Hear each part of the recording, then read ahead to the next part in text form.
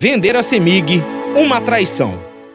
O acordo dito de Regime de Recuperação Fiscal, RRF, que emperra a pauta da Assembleia, tem uma cláusula vinculante de liquidar o patrimônio que resta ao Estado para pagar a dívida que continuará acima de 120 bilhões de reais. E ainda aceitar a intervenção no Estado, que tolhe a soberania a Minas e a transfere aos credores.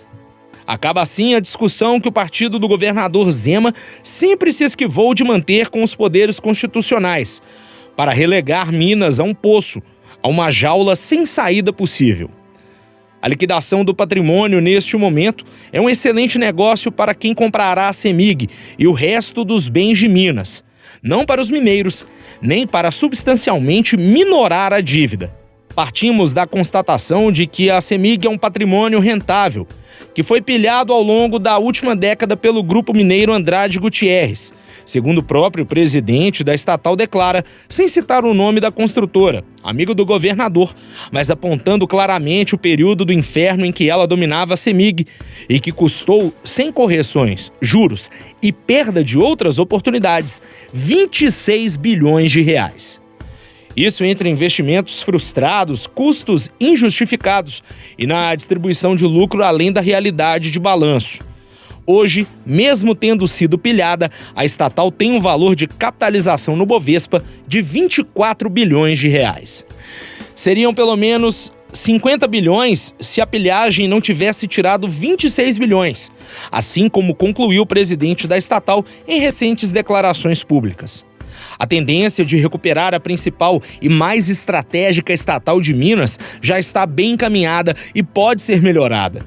O último exercício deve mostrar isso e revelar a veracidade de que seu patrimônio por 10 anos foi explorado impunemente pela mais desfaçada corrupção.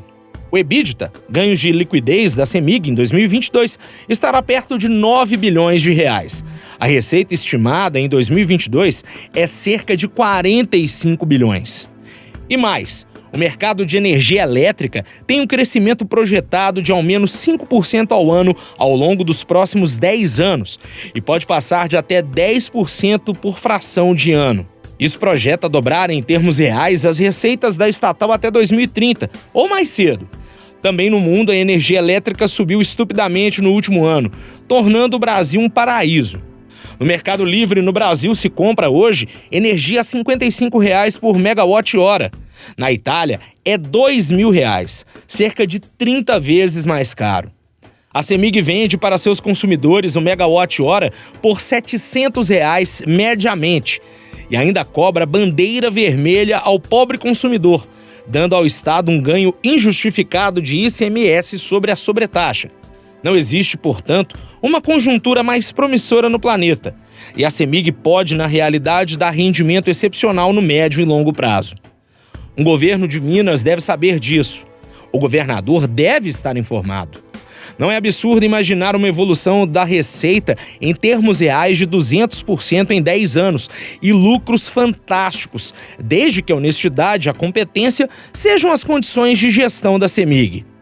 Por que vender quando os macroindicadores anunciam uma fase áurea para a empresa?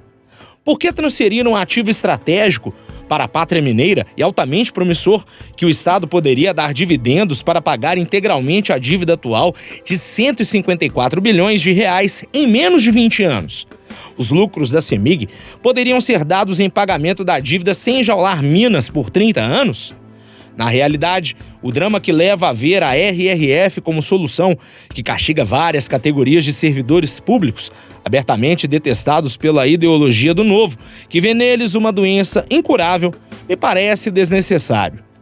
Um bom economista de um banco de investimentos, que estuda fatores de médio e longo prazo, já deve que na compra da CEMIG, neste momento encontra-se um excepcional negócio.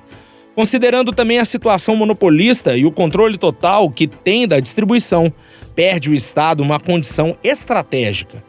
A evolução pode não ser garantida. O mercado reserva sempre surpresas, mas hoje existe uma certeza incontestável.